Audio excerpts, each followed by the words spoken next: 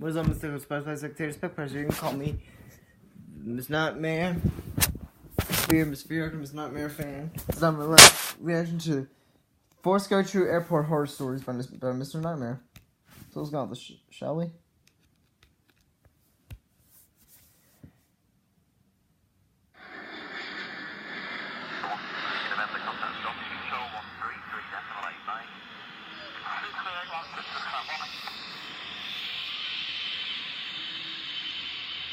Four stories, wow. Within 12 minutes, I'm impressed. The summer of 2007, when I was 10 years old, the family and I had a trip to Disneyland planned. Oh, I love Our flight Disneyland. was booked for midnight on a Tuesday to save money, and Haven't my been mom there since figured my 2010. sisters and I would sleep through the flight. My sisters were 8 and 5 at the time. The gatehouse was for the most part empty as we waited for our flight. My mom went to go to the bathroom with my youngest sister, and a minute later my dad told me to wait there and watch my other sister while he went to get a last-minute bite to eat at the cafe, as a middle-aged woman came and sat next to us.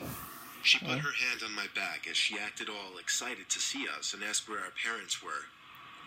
I told her they would be right back. Then a middle-aged man came over as well and started acting just as bubbly and affectionate towards us as if he knew us. The man then proclaimed that he just ran into my dad at the cafe and finally introduced himself and the woman as our dad's cousins. My sister and I looked at each other and we both said hello really shyly. The man reached out his hand for my sister to grab, while the woman reached out her hand for me to grab. They told us to follow them because they wanted us to meet their kids. My sister and I naively got up, took their hands, and followed them. The two started leading us out of the gatehouse, past the cafe, down the stairs, and towards the lobby of the airport. When I realized they were leading us to the entrance of the airport, towards the parking lot, I finally asked, "Where are we going?" The woman looked at me through her thick-framed glasses, and with her cheeky smile, said their kids were outside by the car. As we walked outside into the dark parking lot, I looked at my sister and became really uncomfortable. I broke my hand free from the woman and said we wanted to go back inside, while also taking my sister's hand from the man's. I noticed the two looked at each other, their cheeky smiles both gone. The man turned quickly to us and then aggressively wrapped his arms around me as the woman did the same to my sister. They started to literally carry us closer to the parking lot as me and my sister screamed. We heard yelling in the distance from 2 men who turned out to be airport security. The crazed pair let us go and ran quicker than I'd ever seen anyone run, quickly disappearing into the parking lot. One of the men chased them down, or at least tried to, while the other talked with us for a bit, then led us back into the airport, back to our parents and other sister. It had only been a few minutes and my mom was already sobbing like a baby. Being that I was so young makes this a really weird and uncomfortable memory to think about. Wow. It's also weird to think that I didn't see any red flags go off when the two didn't give us their names.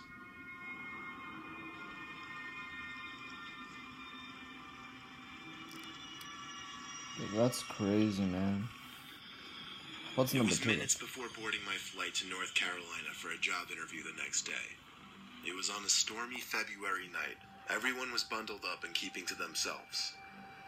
I was sitting in the terminal room waiting for my flight to be called. It wasn't going to be a very busy flight because there weren't many people in the waiting area. Someone sat down 2 seats away from me, which wasn't too weird itself, but also was a bit annoying considering most of the seats were open.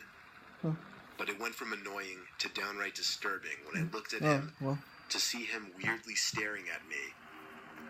I looked away and pretended not to care, but I could tell he was still looking at me. Then he leaned over to me and whispered close to my ear that the 2 men sitting a row across from me were going on the same plane and were planning on kidnapping me once we landed in North Carolina. I didn't know what to say other than, "What?" The heavy man then got up and walked away. At the same time, my flight was called, and I nervously boarded the plane while paying attention to the 2 men.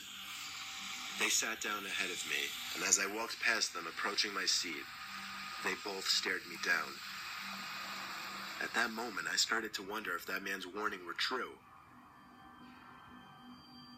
A few hours later, we arrived to NC, and on my way out of the plane and leaving the airport, I cautiously looked around trying to spot the two men. When I was finally outside in the dark, cold parking lot, I spotted them. The two men were peering their heads at me from around a red minivan, and I guess when they saw me looking in their direction, they hid behind the van. I walked back inside of the airport, waited half an hour, called for a taxi, waited for it to pull up front, and rode to my hotel. So many questions. I don't know who that man was who warned me. I don't know how he knew of those other two men, and I have no idea what they were planning on doing to me, if they were actually looking to kidnap me.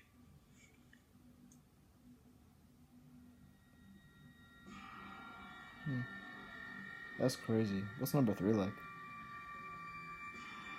So this happened a few months ago. I'm 26. I was at JFK Airport in New York with 5 friends. All of us were about to fly down to Florida to spend the week in a beach house. We had a few more minutes to kill in the airport before we would board our flight, and I really had to go to the bathroom all of a sudden. I was baffled to see a line out the door for the bathroom. I noticed a janitor walking by, so I asked her if there was another bathroom nearby that wouldn't be so crowded. She laughed and told me she shouldn't really be telling people, but there was another bathroom past the door she was pointing at, down a narrow flight of stairs and to the left. I thanked her because she was extremely nice and followed the direction she gave me. Sure enough, behind that door that no one would think to open was a small stairway that led down to a really poorly lit, skinny hallway. It was so narrow that if 2 people were to pass by each other, one person would have to stand against the wall to make room. I found the bathroom right away. The door was extremely heavy and hard to push. Also, the lights were on inside of the bathroom, and it was filthy in there. It was evident that nobody ever really came in there to clean. Now, this is a little embarrassing to mention, but when I go to the bathroom in public places, I always try to make sure nobody else is around to possibly hear me going. So after checking the stall to see that it was unoccupied, I went back into the hallway for a second to take a look down both directions. To the left, there was somebody standing at the end of the hall, in a dark, unlit section of the hallway. It was a disturbing sight to say the least. All I could do was awkwardly pull my head back into the bathroom and try to pretend we didn't see each other. I went into the stall and just stood there biting my fingers for a minute, dreading the thought of that door opening. And of course, it did. I saw the man's black shoes under the stall door as he walked to the stall next to mine. He shut the door, and then there was silence. No sound of the man unzipping his fly or sitting down, nothing. I realized I didn't really have to go anymore, and went to unlock the stall door. That's when I looked up and saw the man's head peering over the stall, looking at me. I nearly had a heart attack as my screams bounced off the walls of the tiny bathroom. I ran back up those damn steps and out that door, and then casually walked back over to my friends. I was breathing heavily, but nobody seemed to notice. I didn't tell anyone, just because it was embarrassing, and I didn't want my friends to make fun of me in any way. I know, I guess that seems stupid now. We went on to have our Florida vacation and all had a good time. Of course, the thought of that creepy man haunted me every night that week.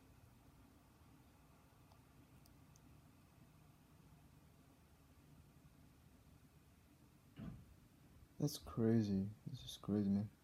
What was the 4th one like? I guess this is the creepiest out of them all. My wife recently took a trip to California with a few of her girlfriends. California, I love California. I was her ride to the airport, and I was there for her ride back from the airport as well. I waited around in the lobby for a while. Her flight ran a little behind schedule, so it was about 15 minutes late. Oh. I breathed a sigh of relief when I saw my wife, Michelle, and her 4 friends heading over in my direction. Michelle waved happily and ran over to give me a big hug and kiss. I said hello to all of her friends as well.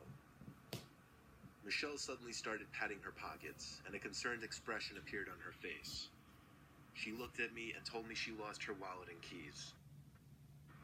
So Michelle and I, along with one of her friends, bet you anything someone stole them. All went back up to the terminal and looked everywhere.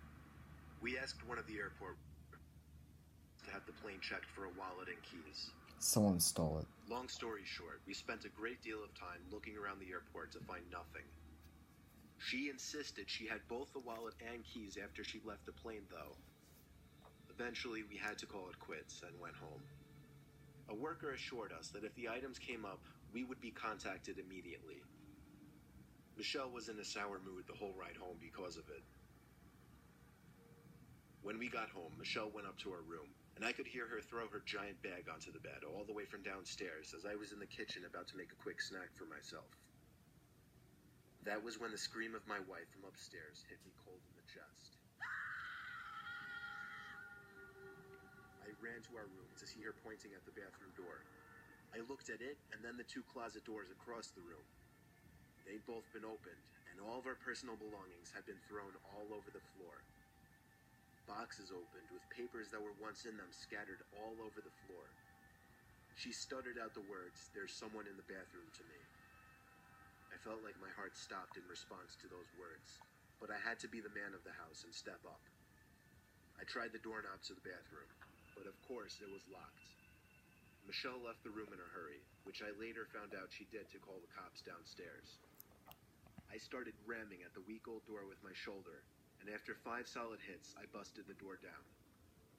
Only the bathroom was empty, and the window was jammed completely open, wide enough for someone to squeeze through. I comforted Michelle until the cops arrived, and listening to her description to the cops was bone-chilling. She had just thrown her bag onto the bed, not even having noticed the closets yet, and out of nowhere felt something brush up past her. When she turned, she saw a massively tall man walking to the bathroom, staring at her the whole time with wide eyes and a blank expression. She was only able to get a scream out after the man locked himself into the bathroom. It's safe to say he found my wife's keys and wallet and saw an easy opportunity to break into a house. We had our locks changed the next day and never saw the man again.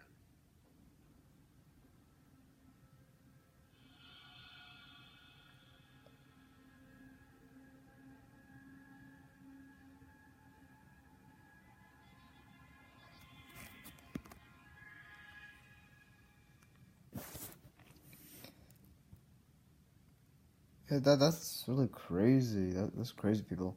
You gotta be careful out there these days. Like especially at airports. Like you never know what could happen. You never know what could happen. Like, be safe out there, people. Be good. Yeah, have a good holiday as well, people. Got a lot more videos coming up, and I'm sure Mr. Number does too. Love it going on these days, and I also want to let you know, there's some videos that I'm having delayed uploading, so it's gonna take a while. I'm sorry about the delay. I really apologize, but it'll be uploaded eventually. They'll be uploaded eventually.